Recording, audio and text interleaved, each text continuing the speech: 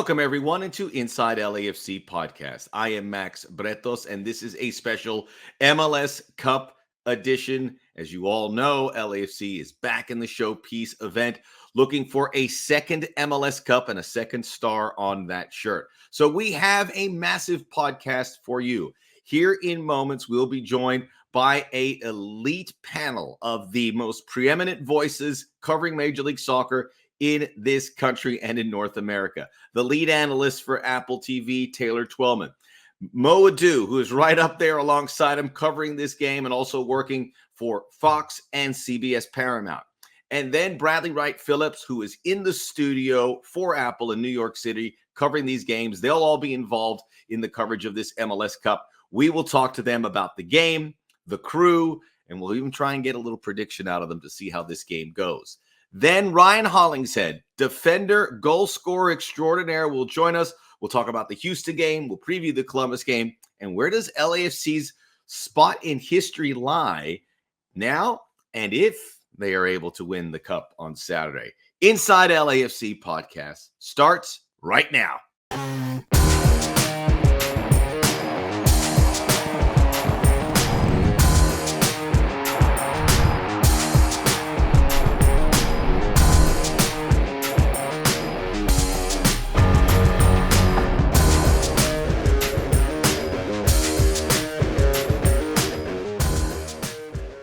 We are ready to go here on Inside LAFC podcast, our MLS Cup edition. And because of it, we are bringing in the heavy hitters. Yes, indeed. We're going to go with a big time He's laughing at. Was that you, Twellman? It was me. I'm sorry. Well, all right. There's Taylor Twellman, who will be calling the game this Saturday in Columbus, joining us. Maurice Adu, part of MLS Season Pass on Apple TV, as well as is Bradley Wright Phillips. And LAFC supporters will remember for his time here with the Black and Gold, and also spent some time with Columbus. But the idea here is we're going to hear from the preeminent voices here to get a good idea of this game, not just LAFC, but Columbus crew.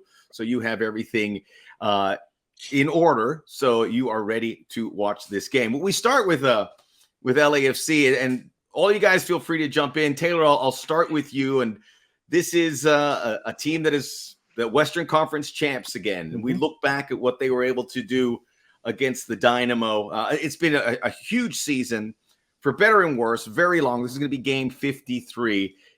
Just looking back at how LAFC was able to do it, what stood out about how they were able to navigate through this postseason? I'm going to give you two stats that I've had to look at 3 times over the last 24 hours because it is remarkable that I'm going to say this. They had less than 30% possession and less than 250 passes completed. And in LAFC's history of being an MLS franchise, those are the fewest numbers they've had in a winning game in franchise history. They basically said to the Houston Dynamo, you can have it, we don't care about it. Now, Bradley Wright Phillips was on LAFC at a time when Bob Bradley was still operating on a high clip. They had him on the front foot. They wanted to play very similar to the way Wilfred Nancy and the Columbus crew want to go about things, but Steve Cherundolo has made a few tweaks.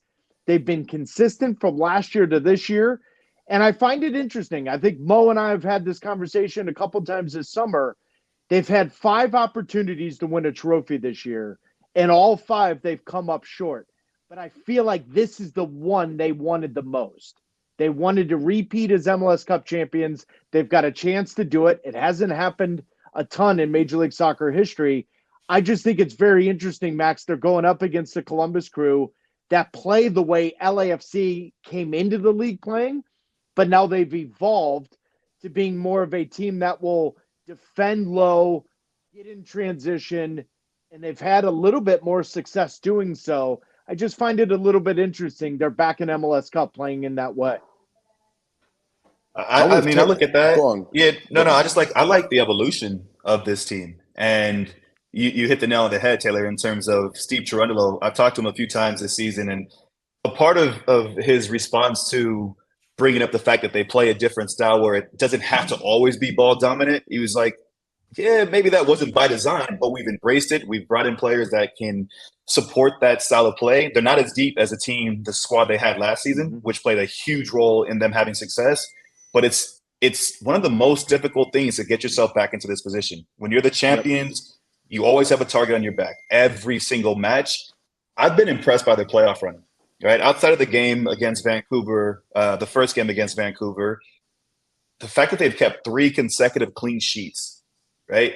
That's impressive to me because it's we always look at LAFC and we talk about how goal dangerous they are because of Danny Buwanga. Carlos Vela is always capable of scoring and creating chances. Christian Oliveira, he's brought in a different dynamic, more pace on the opposite wing, and then of course him scoring off of dead ball situations. But in Chiellini, in Murillo, in Palacios, and in Hollingshead, and then I'm gonna throw Ilie Sanchez in the mix as well because he plays a pivotal role in front of that back four.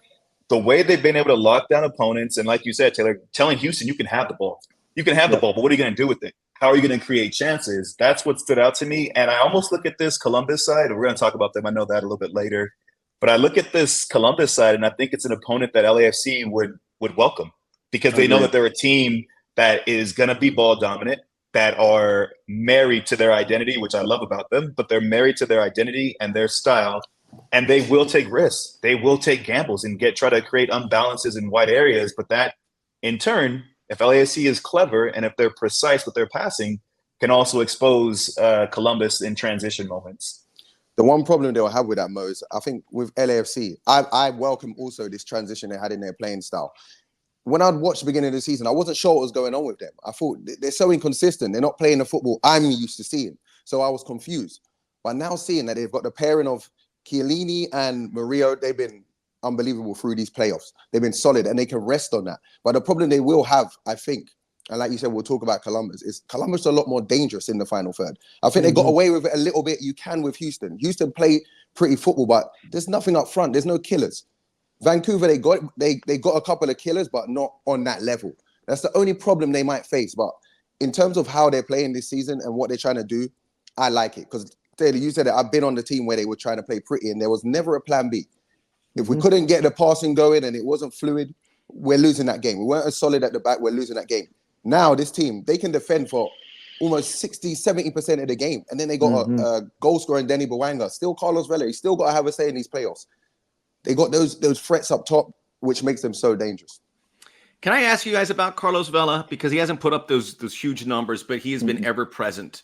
And he is playing out of position. And when you talk about him, you don't hear him say about playing time or this, that, and the other. It's about winning. How have you seen the evolution of Carlos Vela here in 2023? He's in that transition place. Sorry, Mo. He's in that place where he's transitioning into one of the senior guys.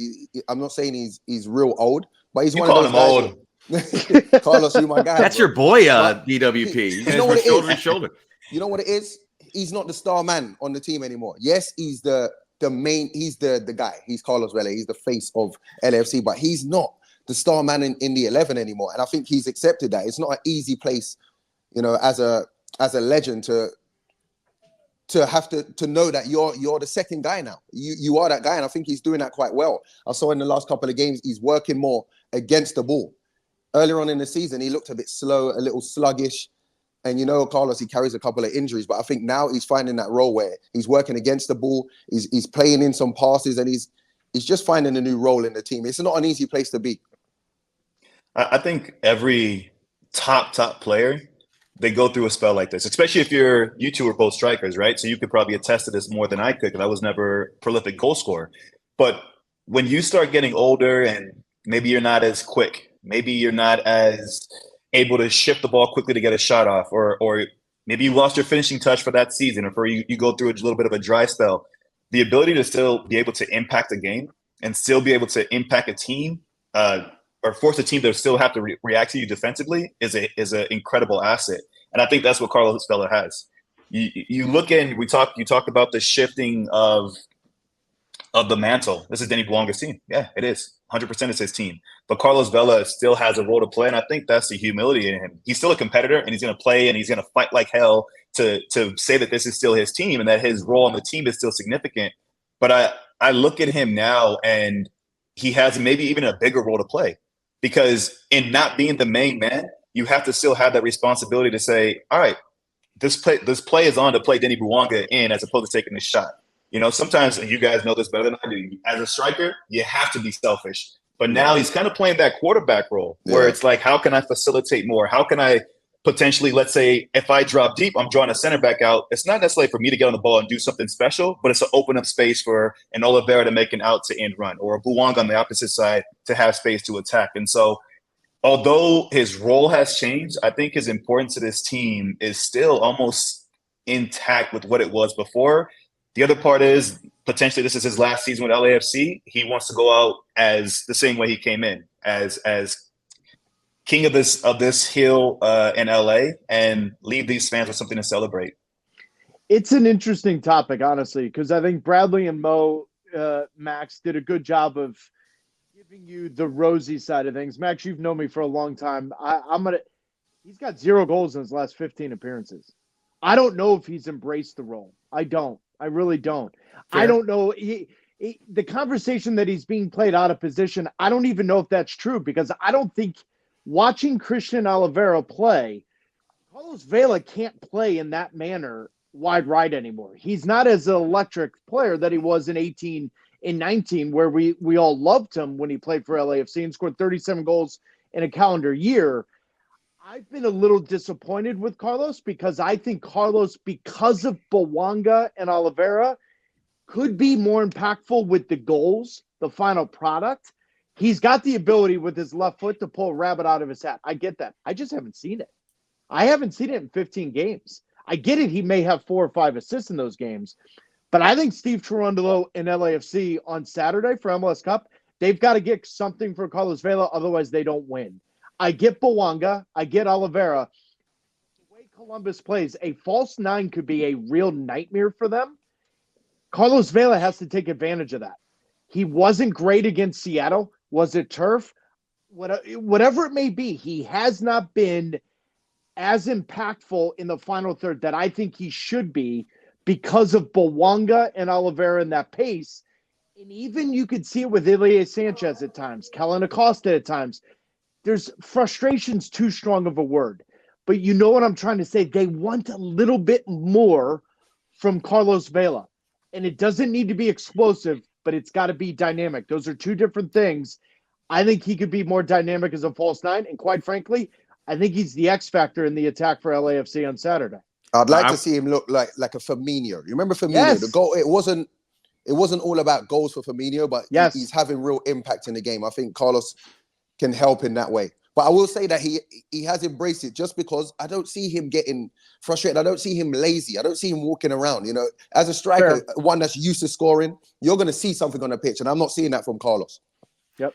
And I think with the Dynamo, we saw what a good defensive effort they did leading up to the goal with Sviatchenko and Dorsey on Buwanga. And maybe that opened up those chances that Carlos Vela had, which one was held offside, one hit the crossbar. Mm-hmm. Maybe he'll get those because Columbus follows a similar pattern. This is an opportunity for a team to repeat as champions. We've seen it on a few occasions, most recently with the Galaxy. The Dynamo did it. Sorry to bring that up, Taylor. No, it's awesome. That's good. Hey, making the final twice is huge, though, buddy. Yeah, that's massive. We can't take it away. How about 4 times?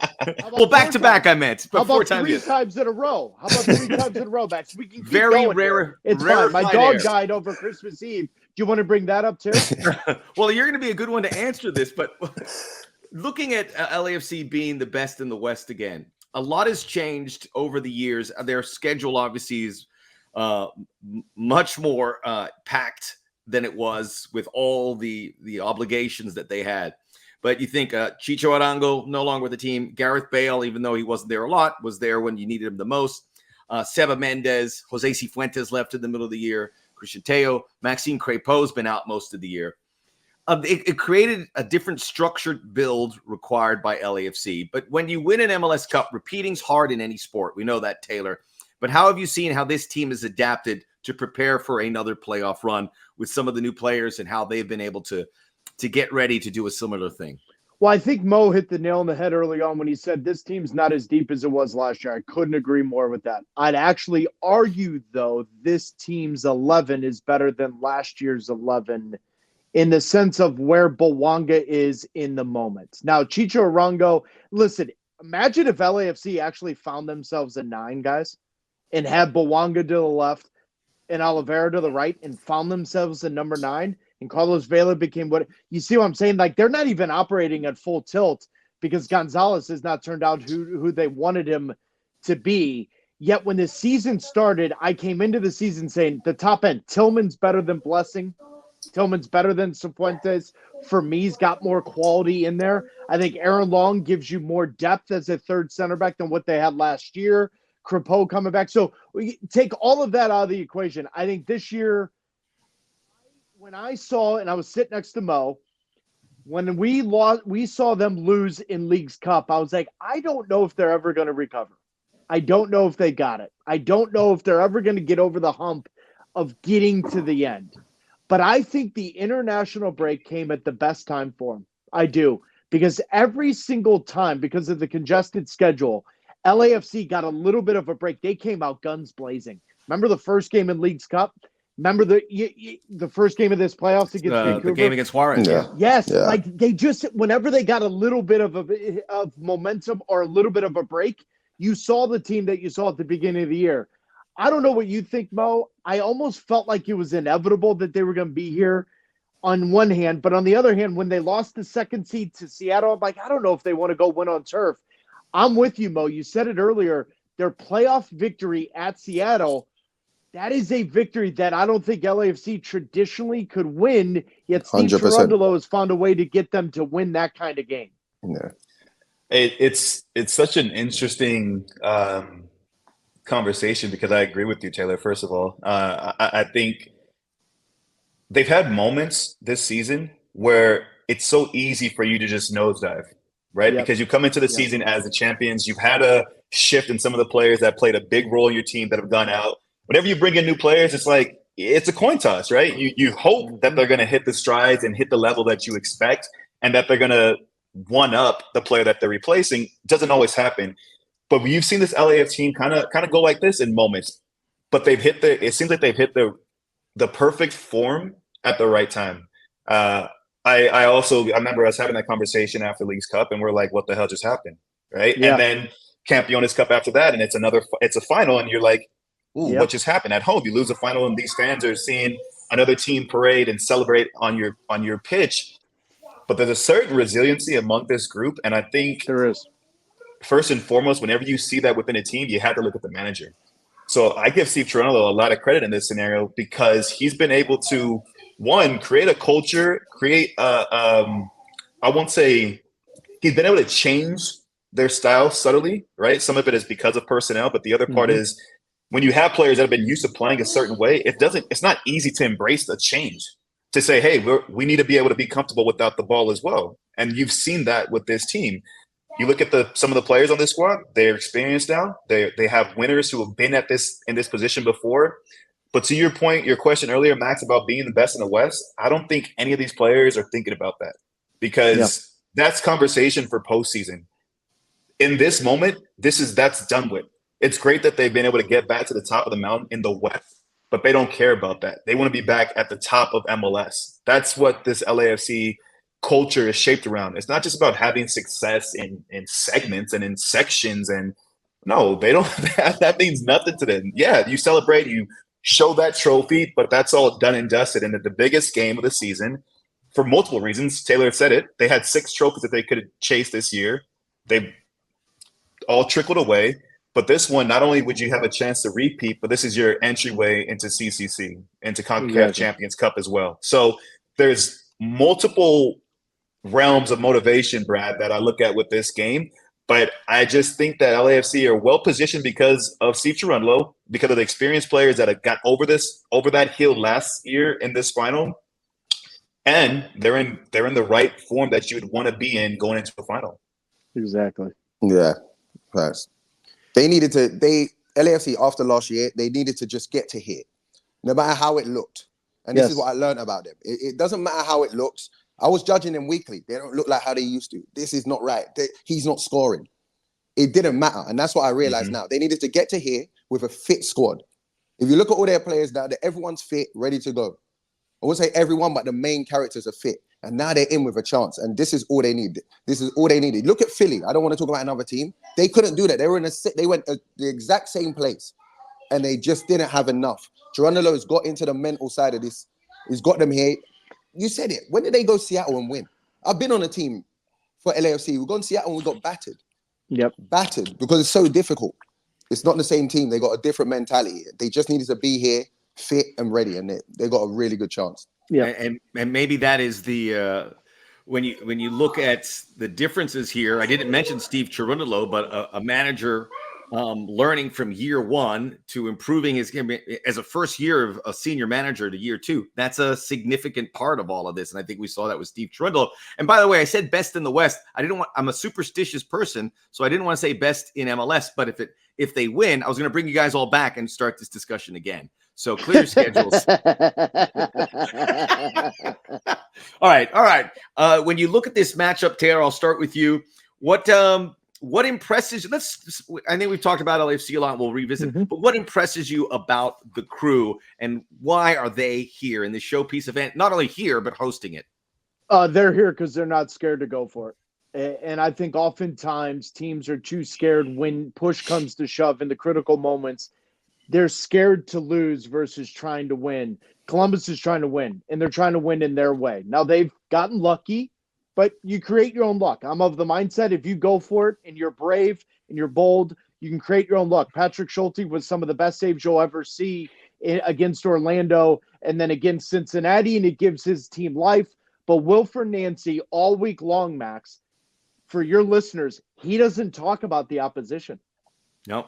We've covered him a lot. That's so true. Yeah, that's true. Until the day before the game. So Bradley, Mo, we've all been in that spot. What does that do to you as a player? You've got a little extra, I'm not going to say confidence, but there is a confidence or an arrogance that, no, we're going to do it his way. We're going to do it our way. It doesn't matter what the opposition does. That builds confidence. That's how they got here. They also got here. Every single player on the field is good with the ball at their feet. Yeah. Every single player. They're comfortable with the ball at their feet. They're comfortable going forward. They play with center backs in a 3-back system that are more fullbacks or defensive midfielders than they are defenders. They're going to go forward. The best part about this final for your listeners, Max, is both styles play into each other's hands. Yeah. So Columbus is going to leave themselves exposed. They do not want to win a game with a clean sheet. They don't really know how, which is why the game at Orlando City was the biggest shock ever. They don't know how to do that. They don't want to do that. LAFC loves to play in transition. I get how good LAFC Philly was last year in the MLS Cup, but for the soccer purists, I think this may be a better final. Ooh. I think this may be a better final because of the way Columbus go about their business. The front 4 to 6 players that go forward, they are as dynamic as anyone in the league, and that doesn't include Julian Grusso, who's coming off the bench. And made such a big difference off the bench. Yeah. Like, you know what I'm saying, Max? Like Mo and Bradley, we've all watched them all year long. Yeah. If I gave you one game a week to watch, and that includes when Messi's with Miami, Columbus. I think a lot of us would say, you know what? I'm going to watch Columbus. I want to watch Columbus. And Taylor, and you know what's impressed me with them? Yeah, the football's amazing. Like, it's so good to watch. It's the fitness. Yes. It's so hard. They're relentless. I saw in the extra they time wore the out last Cincinnati. Game, they wore out Cincinnati. Diego Rossi was still running in behind on 100 and something minutes. There's still, you know, most playing center midfield. Just because you have the ball, it's not easy to keep going, finding those pockets. They're so fit, and that's the scary thing about them. Yes, they're good, but they can do that for the whole game. And then they have Cucho that can score at any moment. It's such a dangerous team. And they're going to be at home, Mo. They're going to be at home. You've done many games in that building. They're going to be home, dude. And Taylor, that was the only weakness I found with Columbus is that they couldn't win on the road. And in the playoffs, they win in Orlando. They win in Cincinnati. But Mo knows this better than anyone. That lower.com field for the LAFC listener right now, Mo, it is not Crew Stadium. It is not the old stadium. Yeah. This is unlike anything. It's going to be as good as Cincinnati was last weekend. That's only going to give them more confidence, Mo, and saying, you know what? F it. We're going for it. It's going to be an absolute show at lower.com field in terms of, and I'm being serious, in terms of the atmosphere in the most positive of lights. Yes. Yeah, of course, right? But I mean, first and foremost, let's address that. That's going to be an incredible environment for both teams. I mean, you two could probably attest it as well. I used to love playing on the road when I knew it was going to be a proper environment where the fans are passionate, where they're on top of you, because there's no better feeling than, like I said, I wasn't a prolific goal scorer, but when your team scores a goal and you can just silence the crowd, there's no better feeling. So from LAFC standpoint, they're walking into an environment that's going to be it's going to be an environment that you want to be in. But to Brad's point, it wasn't just their fitness levels. It wasn't like they just went to extra time against Cincinnati. They did it the week before against Orlando as well, right? So it's madness. Or Columbus Crew were in the final because they had the biggest signing of the season, and that's Wilfred Nancy. Point blank, period. Wow. And with Wilfred Nancy, I think he's probably my favorite coach in the league. And it's because of, and I've said earlier in this conversation that Columbus is married to their style. Yeah, they are. But the ability to create an environment to allow your team to fail in moments. I remember doing Hell is Real earlier this season. I think it was at TQL. And Taylor, you both probably watched this game. Columbus played well. Cincinnati, it was a great game. Cincinnati win the game 3-2 because of a mistake from Schulte trying to play out of the back. Yep. Press straight after the game. What's Wilfred Nancy say? He backs him. In the week leading up to the next match, he ran off some stat. They went back and tracked like how many times Patrick Schulte had tried to play out of the back and how many times he completed passes versus that one mistake. And he just supported the young kid coming through the Crew Academy and said, if he's going to make one mistake in X amount of number of plays, I'm okay with that. But this style that he's brought in, it's not just a style of play. It's also a culture and an environment. Taylor, you talked about Christian Ramirez and Julian Gressel coming off the bench. These are two guys who were starting earlier in the year. Christian Ramirez coming into the playoff with their second leading goal scorer. Now he's been relegated to the bench. Julian Gressel, they went out and spent money on to bring him to this club because he's going to play an important role. And in the conference semifinal against Orlando, Julian Gressel doesn't come off the bench. He plays no minutes. You know how mind I almost said something I didn't want to say there. You already did. how mind boggling that can be for a player who's so used to being not just a starter, but an important player, an impactful player. You've just moved. You've just left Montreal, moved your whole family to a new team because you're going to play an integral role to that team. Now you get dropped to the bench. You don't play in the conference semifinal. You don't know what's going on for the conference final. But yet when his name is called upon, he's a soldier. Christian Ramirez, same thing. He's a soldier. And so that just speaks to what Wilfred Nancy has done, not just from the aesthetically pleasing football that we all love, but the culture around this team that they say the team comes first. When my name is called, I'll be ready to come in, Brad. It's just a thing of beauty, and I got nothing but respect and admiration for Wilfred Nancy and what he's done with Columbus Crew this season. Quickly, Mo, just to touch on that, because it's something I wanted to say. The biggest thing I noticed from Columbus as well is the buy-in, is what you're saying.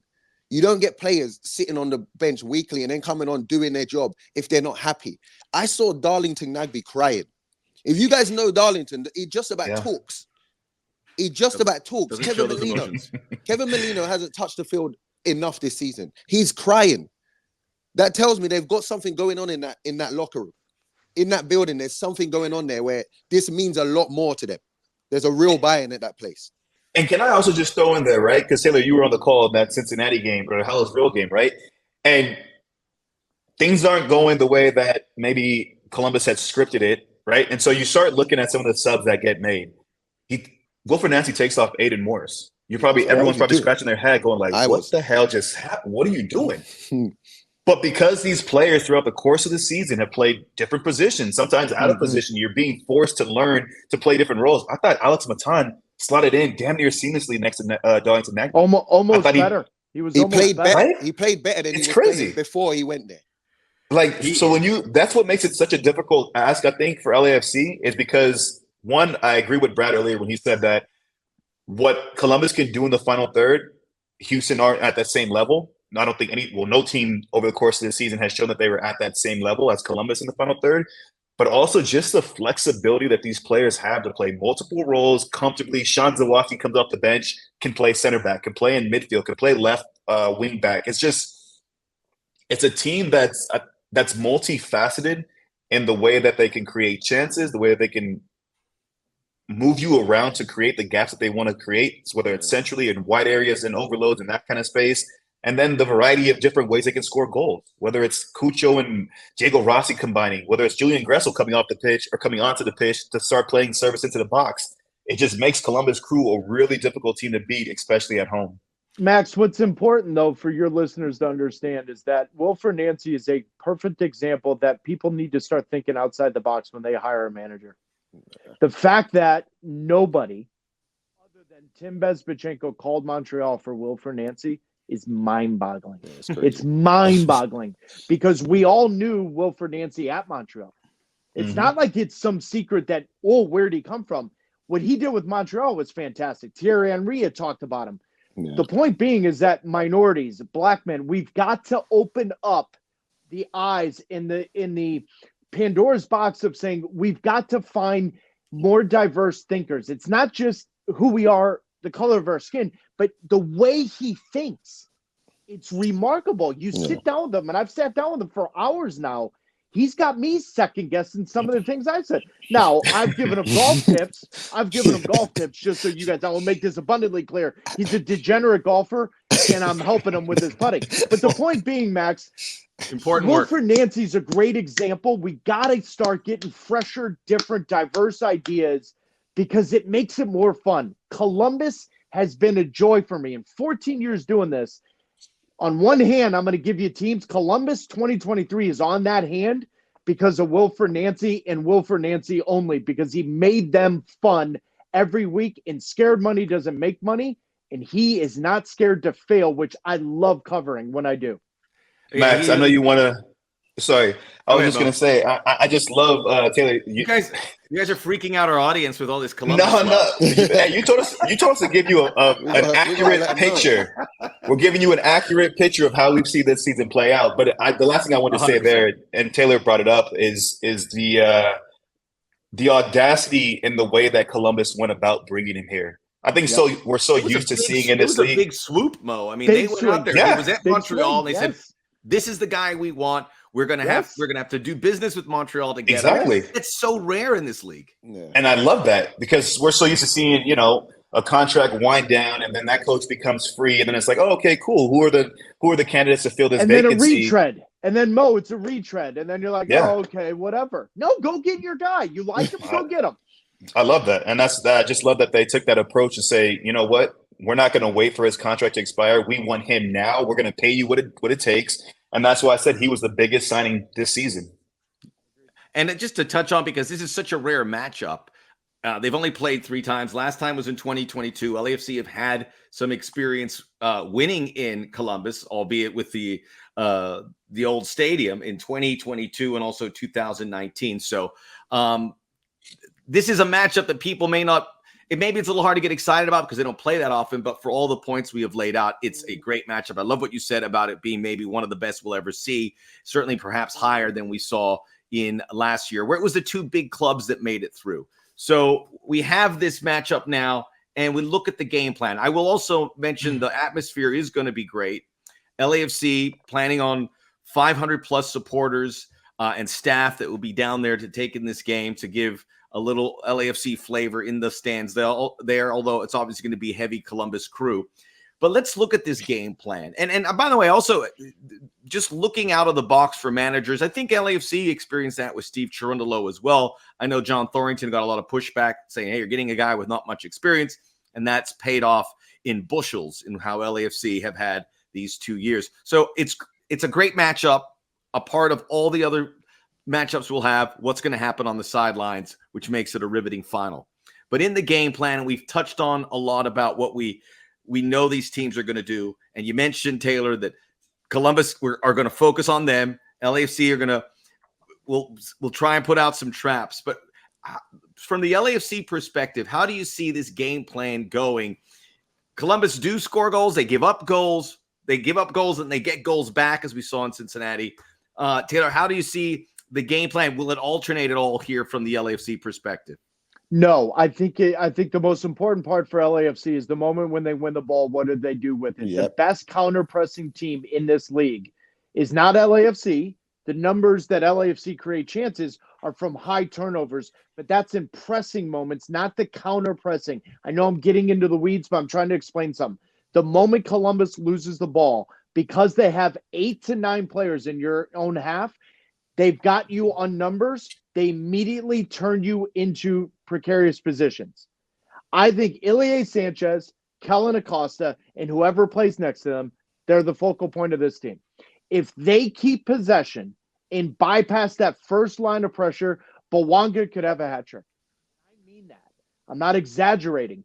Bouanga could have a hat trick in this game because if you beat Columbus on the counter-pressing moments, they're exposed. Camacho can't run with anyone. He's smart. He's very intuitive, but he can't run with anyone. He's not physically capable of chasing Bouanga or Christian Oliveira. And with a false nine like Vela, he can pull him out of position. Max, tactically, it's all about the moment. The moment LAFC win the ball, can Ilie Sanchez, Kellen Acosta, more than likely Timothy Tillman, can they find Vela out of that pressure? If they do, game on, off to the races, and this could be a 3-2, 4-2 kind of game, because if you beat Columbus in that moment, they got 6 guys that are out of position. They're not going to be able to chase you. You can catch them. It's all about those counter-pressing moments for LAFC. You saw in the Cincy game, Cincy almost, they went forward quick. And that is Absolutely, what you're saying. Bradley. Columbus struggled with it. And you could almost hit the ball blind. Yes. You could almost hit it blind. They were hitting up to Vasquez, but the ball has to stick. Vela, Bouanga, whoever's up there, it has to stick because that's their weakness. I wonder, though, for on the other side, is Nancy, we say that he doesn't change much. Is he going to be as aggressive? Are we going to see Steven Moreira in the opposition's 18-yard box? I do. I think so. You still think he'll do it? I don't know if he could do that against LA. I don't think he knows how to do it Why? any other way. Why don't you think he? Yeah. What I think, I mean, I hear what you're saying, Brad. As to when you look at the opponents they've played down this stretch of games, you know, who poses the same threat as Denny Bouanga? This will come down to I think this will be going to Wilfred Nancy's mindset as he's choosing again between Mo Farsi and Julian Gressel, and why I think the nod will go to Mo Farsi because Mo Farsi has more pace. I think Mo, hold on 1 second though. Bupenza's as quick as Bouanga, and he had Moreira as high up the field. I don't know, but he don't want to run as much. Taylor, you know for a fact you're taking Bouanga all day. Yeah, but you're taking Bouanga. You're taking Bouanga all day in terms of. You guys watched the same game I did, right? Yeah. Should Bupenza have had 3 goals? Yes or no? Yeah, he got in. For sure. Okay. For sure. No. That's all I'm saying. So no. Bouanga's going to score him. Bupenza didn't, but it's the same type of player. The profile, same pace, same athleticism. It's just Bouanga is smarter in those moments. That's my argument. Yeah. And Bupenza scores around that hour mark. That game's over. That's 3. Taylor, Cincinnati. Bradley, Taylor, I'm not saying to Moreira, we're going to change. Everyone in the locker room is going to go, what? Yeah, what? Yeah. You can't. That's what I'm saying. You can't. But that worries me for them because LA are too dangerous up there. They're way too dangerous. Oh, I agree. That's a different point. I completely agree. Go ahead, Mo. No, I think you meant. I think the way I was bringing that up, it made it sound like I was going to say they're going to change. They're not. They're not changing. They're not changing. Wilfred Nancy wants to play. It goes back to what you talked about, where their week-long prep up to a game is about them, what they do well, how they can break a team down, and then it's like, okay, let's also now not lose sight of that we are playing against an opponent. So let's make sure we know what they're good at. But everything is about how can we unbalance them? How can we impose our game plan on them? And so Moreira getting forward, by the way, it's not like it's a scripted play where they're like, hey, make sure you go. It's just he has the freedom when he deems it's the right play to make to go ahead and make those meandering runs to get forward. 95% of the time. 95%. Yeah. He said, you know what? You gave me the green light. All right, let me go. But how this game plays out, I honestly feel I agree with a lot of what you said, Taylor. It's the counter press. That was going to be my first comment. Is that first ball when LAFC wins the ball in their defensive third, it needs to either be a forward pass that breaks a line, or it has to be a pass where you keep possession. Because the last thing you want to do is cough up the ball in a dangerous area or be on the back foot with Columbus in good possessions. Because what they do well, let me make sure I say this the right way. I still look at Columbus and think they're rest defending, so their positions when they're in possession of the ball and how they're prepping for the ball to be turned over can be better. But down this backside of this back stretch of the season, their counter pressing has been lights out. Awesome. It's been Aiden Morris is unbelievable at it. Aiden Morris is unbelievable at it. You look at the goal they scored against Orlando, right? Yeah. It's because of that. I was just getting ready. I was on the call for that. I was just getting ready to give Araujo so many rounds of applause for the way he defended that play. But the counter press came. Aiden Morris took that gamble, said, I see an opportunity to win the ball back. Whether I win it or not, I have to go for it. He does, and boom, it leads to a goal, right? And go ahead. The ability for that trio in the midfield for LAFC to be on point, and they can't allow themselves to get stretched, because that's what Columbus want to do. They want to, whether it's creating an overload in a wide area to draw one of the center two, if it's Tillman and Kellen Acosta, to draw them away from Ilie Sanchez, to leave him a little bit more exposed, because now you have, whether it's Matan coming a little bit more narrow, whether it's Cucho dropping in, or it's Diego Rossi playing in those little spots in the half spaces. That's what they're looking to create all the time. Because once they get them in the ball in those positions, good luck. Good luck. Well, just a fascinating matchup. And the good news for LAFC is that trio in the midfield have been superb, certainly these last two games, in particular against the Dynamo.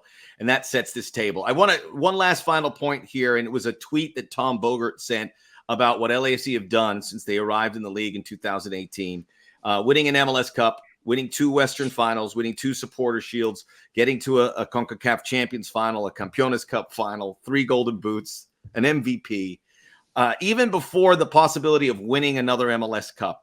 And Brad, I'll start with you. When you look at what LAFC have been able to accomplish, and you've been part of this ride, when you look at what this has accomplished, and being a historian of this league, where does this run rank to you?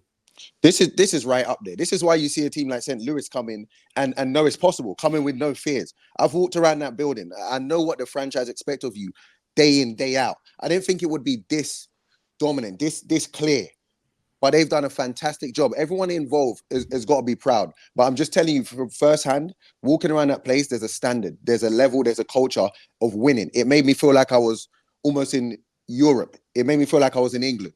That was the level. Even how Bob used to speak our videos in the week, we would be watching European teams even, when they've won stuff, and what he expects from us, how we can replicate this. So there's a standard there that I don't see that going away for their time, for the rest of the time. It's just what's ingrained in them. Mo, how do you see it? So whenever I see a new franchise coming into the league, my expectancy is that they're going to raise the bar in some category, whether it's how they build their fan base, even things down to as simple as like the jersey colors, right? And how that's able to culturally attract a different audience or expose themselves to a different audience, or have that crossover value to where you're actually seeing kids and adults around your city wearing their team's colors because it's fashionably something special to them. But obviously the way that we judge teams is what they do on the pitch, first and foremost. For LAFC, they came in and they hit the ground running on so many of those levels that I look at, so many of those criteria marks that I look at. The way they built their fan base, 32-52, absolutely incredible. I don't think I've ever been to an LAFC game where I didn't leave thinking like, this is just different. There's something about this place that feels different. And that's not a slight to other stadiums around the league, because this league has really, there's some tremendous fan bases around the league that I really enjoy being at their stadiums and taking that in. But that's one area. I mean, their ownership group, the way that they went about acquiring players, making Carlos Vela your first signing in club history, bringing in Bob Bradley to kind of really, it's a manager who knows this league, who's had success in this league, who knows the American player, who knows how to manage foreign players. So I think they tick the right boxes early on to set an expectancy both on and off the pitch. The next step in that equation is, how do you go out there and match that? Well, Supporter Shield, MVPs, MLS Cup, all those things that you routed off beforehand is how you go out as you go out and now tick those boxes and achieve the things that you've set out to do. And for LAFC, they're moving this league in the right direction. They're challenging every team that's come in after them to say, what are you going to do now? How are you going to raise the bar? And for LA Galaxy as well, they're saying, what's next for you? Because you've been the standard bearer in this league for so long. You've been the team that everyone has held in the highest regard. Well, we're your neighbor. We just came in and rocked the boat a little bit. We came in and we've shaken things up. And I think when you talk to fans around this country, when you talk to fans from a global standpoint as well, LAFC have done a good job of putting themselves on a global map as well, because their success is relevant. The players that they've had have attracted whether it's European moves, Fuentes going to Rangers, you have Diego Rossi leave and go to Fenerbahce before he came. So you have the action in the transfer market going both ways. And then again, it's just the ability to have success. So this is a massive game for them this weekend because they'll be doing something that hasn't been done, which is repeating. It hasn't been done very often in this league, which is to repeat as MLS Cup champion. But I think LAFC have a lot to be proud of. But even with that, their standard is so high that they will continue to challenge themselves internally, and the fans will continue to challenge them as a club as well. Taylor, final thought? They're bold, they're brash, they're brave. They have been for the moment they set foot in Major League Soccer. So good on them, good on their ownership group, picking an identity. I feel for Bob Bradley because that 2019 team was one of the best teams I've ever covered, ever seen in person. And they needed to get over the hump against the LA Galaxy and then the Seattle Sounders, who, quite frankly, have written the book on how to be an expansion franchise in Major League Soccer. LAFC, every step along the way, they seem to be catching Seattle. But in 19, I feel for Bob and LAFC because that really should have been an MLS Cup appearance that year. They were that good. I just love the fact they go for it. Remember last summer, Tuesday in 2022, Steve Cherundolo and John Thornton, they had to move on 6-7 players and bring them in, and they were on the verge of setting a record for the regular season. They go for it. They want to be the conversation and the topic of conversation at all times. I love it. We need more teams like this in the league that have an identity, that go for it. But LAFC have made Major League Soccer better because they've forced accountability from other teams to be better in the moments, and good on them. And if they repeat as champions, since LA Galaxy did it in 11 and 12, it only makes the conversation better and El Tráfico that much sweeter next year. It sure does. It's in a great place that we are in the league because of Messi being named Time Man of the Year. We have his LAFC potential repeat. We have his Apple TV deal and relationship with Leagues Cup, and it goes on. It's such a wonderful time. I'm so glad that we're in great hands having me covering this league. I'm just kidding. I agree. Maurice Adu, Taylor Twelman, and Bradley Wright Phillips. You guys do a great job. This is a phenomenal pod, and I would not just LAFC fans, but anyone interested in the final to check this out. It was wonderful stuff. I think every LAFC fan turned it off, Max, right around the 32nd minute we started talking about Columbus. That was the spot, but I think they appreciate. I think they need to know a little more about Columbus and Columbus vice versa. No. So appreciate you guys again, Taylor Twelman, Maurice Adu, and Bradley Wright Phillips. We will be back as Ryan Hollingshead will join the podcast to get his thoughts on MLS Cup. He's only scored 17 goals since the last time we talked to him. He's going for the Golden Boot. We'll be back. See you later, guys.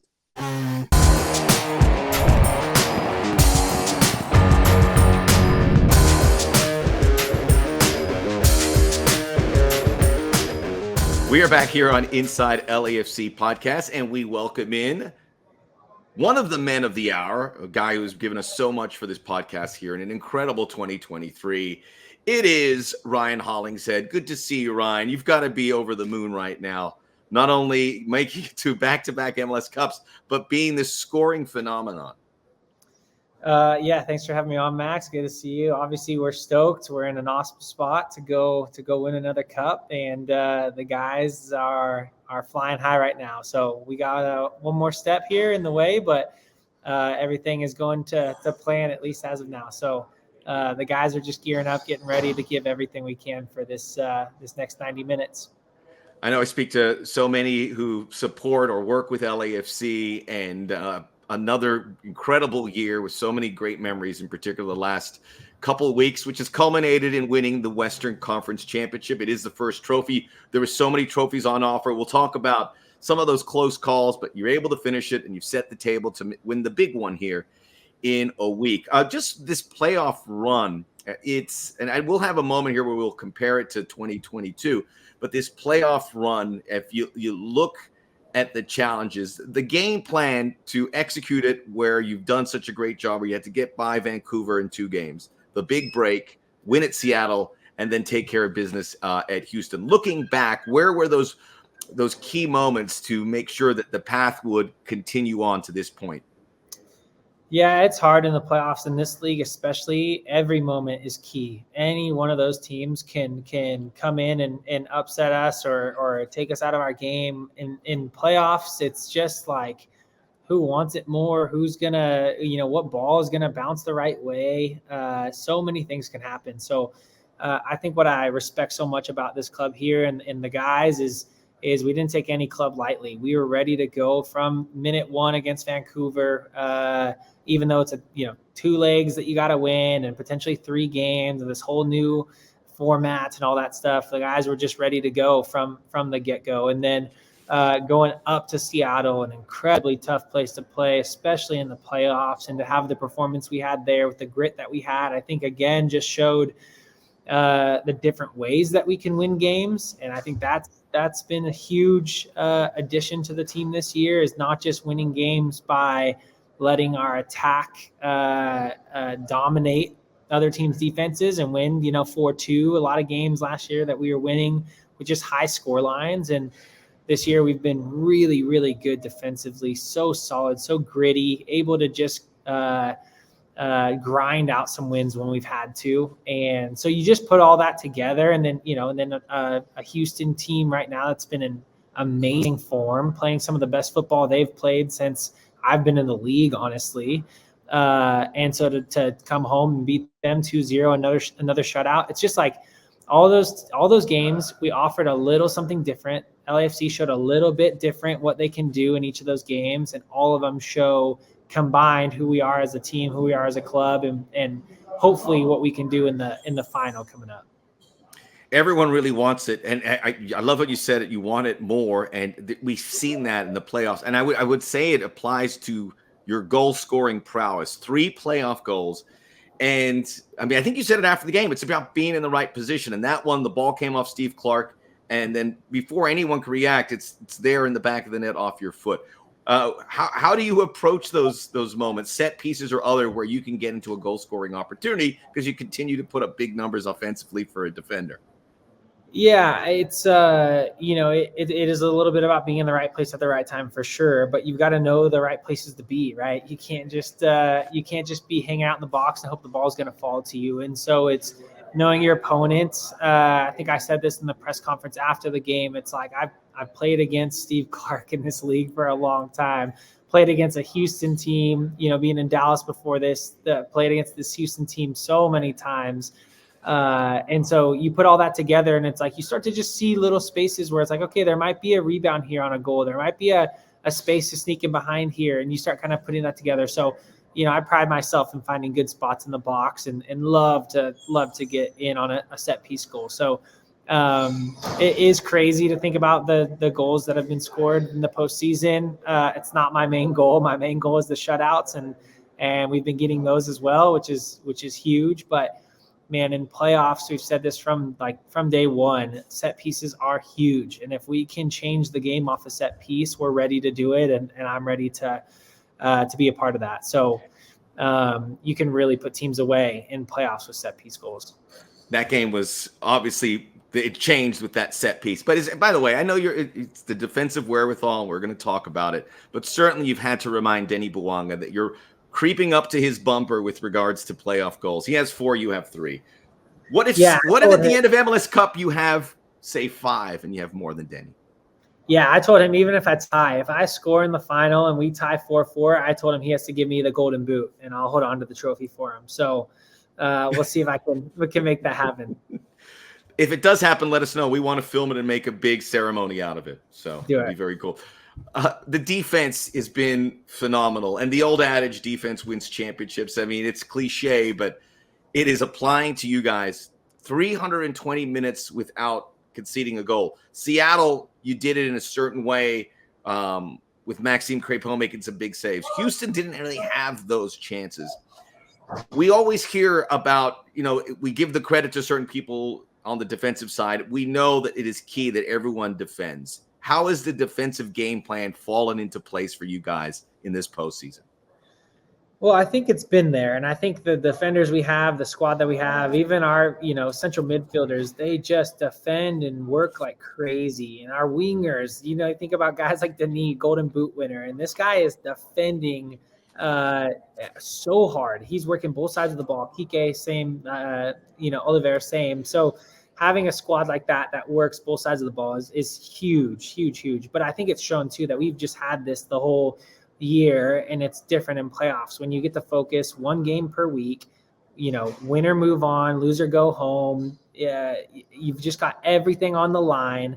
Everybody's showing up 100% to play. It's just so different than the regular season with all these side tournaments and with all these midweek games, and everybody's injured and hurt. And there's, you're playing every game at 80% because you've got a knock on some part of your body, your ankle's hurt, your knees are swollen, whatever, And so then you get to playoffs where it's like, okay, you've got one game a week. Everybody's at 100% ready to play, and you say, this is who we are. This is who LAFC is with our, when we put our best foot forward. And I think you can just see how dangerous we are. And so the guys have felt that all year long. And I know I've been saying that in podcasts and interviews and everything, that the talent we have on this team is just next level. And so when you're able to see that talent come out at full force, there's just no way to stop it. So what you can't do now is get complacent. What you can't do is say we've gone 320 minutes without a goal and it's just too easy type of thing. You have to double down. You have to put in the same performance for the cup final and go win this thing. So I know the guys will be ready to do that, but you just got to be careful. A lot was made about the possession numbers. In Seattle, we knew Seattle likes to possess, and you caught them on transition. They left you there. We weren't sure about Houston, but it followed a somewhat similar game plan. And you kind of went a little viral about your tiki-taka comment with the Dynamo. But, I mean, that was their dangerous part of the game. Even as a visitor, Herrera and Carrasquilla and Bassi being able to open things up. Specifically with that Dynamo defensively, did that feel like it's something where you're like, we know how to defend this, and this will kind of fall into a category where it could be a good matchup if we execute this game plan where we'll let them possess? Yeah, and I said this in the press conference after the match, that how frustrating it is for a team to feel like they're playing phenomenal football, right? They have the ball the whole time, lots of good combination play, really good movement, but they're just going nowhere, and they're doing it all in their defensive third. And that's just not what wins you football games. You've got to score goals. You've got to get into the opponent's attack, and they were just unable to do that. I do not, I can count on one hand their dangerous chances for the game. And so that is strategic from us. And it's just a knowledge of what it takes to win in these moments that I think separates us in that game. Seattle is a little bit different. Seattle is not so much of the game plan of sitting back, but more of like, we have the lead. They love to attack the space in behind. They want to use their speed of their front three guys. And if you take that away from them by sitting back a little bit deeper, who's going to break you down? Who's going to cut you through the midfield? Who's going to, connect passes in the middle of the box, or they're attacking third? It's just like they don't really have that guy. And so it was just kind of like, it just happened. It wasn't so much of a game plan. So the games, they're all a little bit different, but I guess maybe what I would say then for that is us sniffing out what is it going to take to win this game and doing that. A penny for your thoughts about Giorgio Chiellini. He doesn't look like his age, and I can imagine if you asked him, he's probably heavily iced, but he's played on the artificial surface. He has played in this important game. What has he done? What has he brought to this effort in this postseason, and the experience and all that he brings to the table, making part of the difference here for LAFC? Yeah, this guy is so good. I mean, he at his age, the amount of games this guy has played, the amount of games on his body is just unbelievable. And he still is competing at just the highest of levels. He maybe doesn't have the sprint speed the same. He maybe doesn't have kind of this athleticism the same, but he knows the game perfectly well. He's moving the pieces exactly how he wants to. He's the best center back I've ever seen with using his body. It's hilarious watching these, MLS strikers trying to look over their shoulder to locate him, to try to put a body on him. And he's just laughing in his head and, winning every header. So there's just this sort of experience that he has.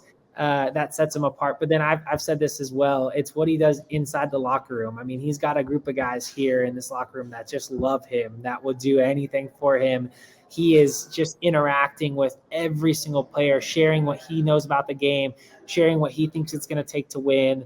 And so when you have a guy like that, a leader in your back line that is connecting all of the pieces, bringing all of the guys together, it's hard to put a value on that. So I've really enjoyed playing with him. He's been definitely on the top of the list of players I've ever played with.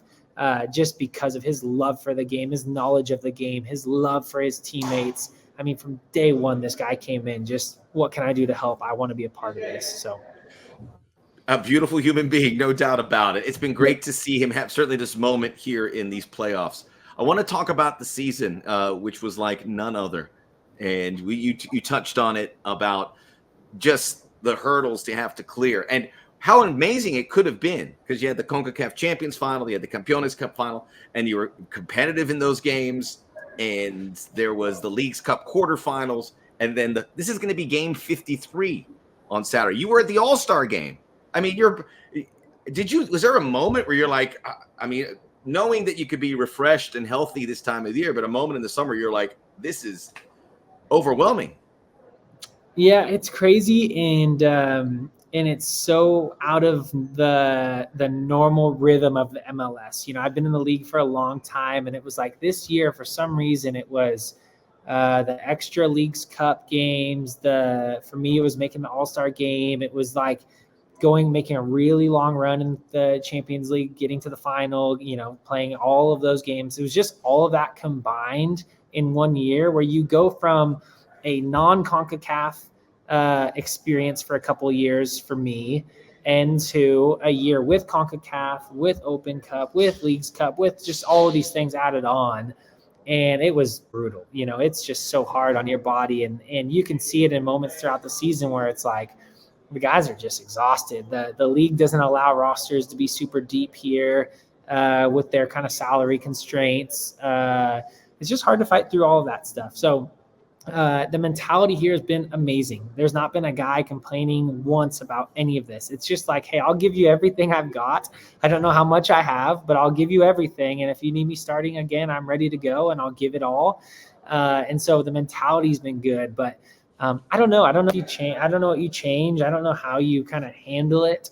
But it has been just difficult. And so to get to this moment where you're sitting in front of a cup final to go lift the MLS Cup, it's like, it would just make it all worth it. All the ups and downs of this year would be worth it for, to get to lift this trophy.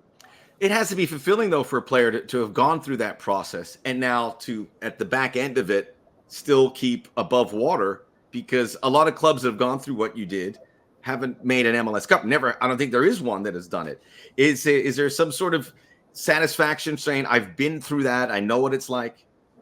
Yeah, I think so. It's just like any obstacle you can overcome. It's that feeling of, I've overcome adversity, I've overcome the obstacle, and we've made it to where we set out to be, you know, and that just always feels good. The league has slowed down a little bit, though. The last month and a half, the games have been more spread out. There was a big international break, and that was kind of what I was saying up front. We finally got that time to let our bodies heal, get back to 100%. And then when you have LAFC on the field at 100% with their guys, it's just so hard to break us down and so hard to beat us. So that's been helpful. Getting that back, getting some of that, you know, mental break, some of that physical break, letting our bodies recover has been huge.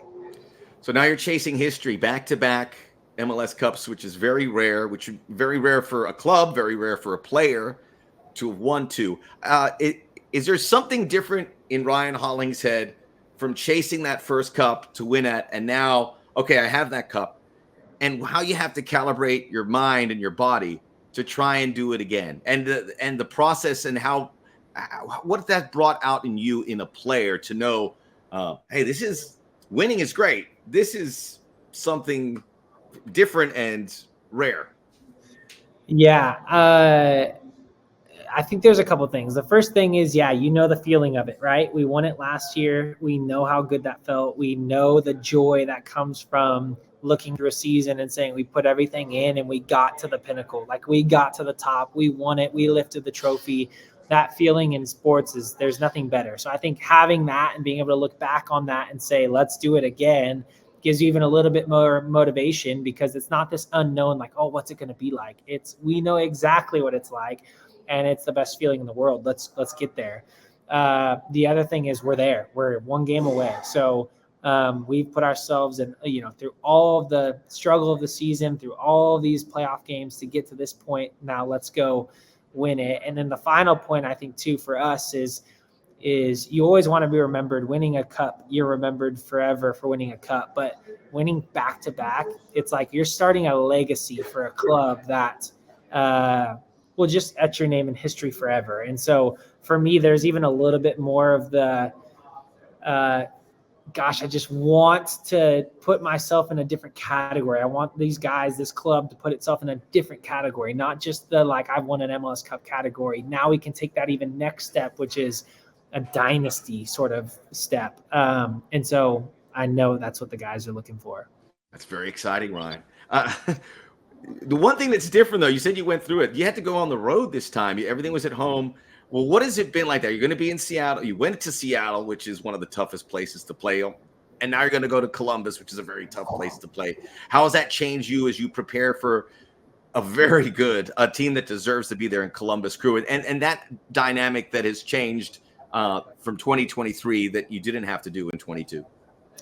Yeah, we've been talking about that a little bit this week with just all the preparation for travel and packing everything up and getting the planes out there and all that stuff. It is different. We had it really nice last year, being able to have the whole run at home in front of our, 3252, in front of our home crowd at BMO. Like, it was almost a little bit too good to be true last year. But what we've done this year already is proven that we can win in the toughest stadiums on the road, in the playoffs, in the big moments. And so I'm glad that we've had this chance to do that. I'm glad we already had to go on the road once to win, to get to where we are now. Puts us in a perfect spot to know, one, that we can do it, and two, that for 90 minutes, anything can happen. On the road in the regular season is a grind. On the road in the playoffs and the MLS Cup final is like, you're ready to go. It's the good stuff. It's the good stuff. Exactly. So it's nothing will fuel you more than the opposing crowd yelling at you. And we're ready. We're ready. Let's go do it. And you will be supported. 500 plus supporters and LAFC employees there will be taking over Columbus. So look for them. Yeah, it's amazing. Look, the ownership. I'm going to make some bird sounds in the crowd. Look for me. Oh, you're going to be there? Oh, no. Yeah. Oh, no. Okay. I want you there. Come on, let's go. Let's go. We'll do the podcast next week after we win it. We'll celebrate together. All right. Okay. Well, we'll have to do it in a very festive environment. But Ryan, as always, you bring so much to our podcast. I think you've done it 3 or 4 times at the least. And every time you bring such good stuff. Best of luck in your preparations. And we'll see you out there in Columbus. Max, thanks, man. Appreciate it. See you out there. Ryan Hollingshead, one of the great ones. That's it for Inside LAFC Podcast, our MLS Cup edition. Make sure if you're getting out there, keep warm. And if you're not being able to get out there, you can watch the game on MLS Season Pass free on Apple TV and over the air on Fox, 1 o'clock Pacific time. We will have that show afterwards to wrap it all up. LAFC going for the MLS Cup in 2023. That's all the time we have. We'll see you soon.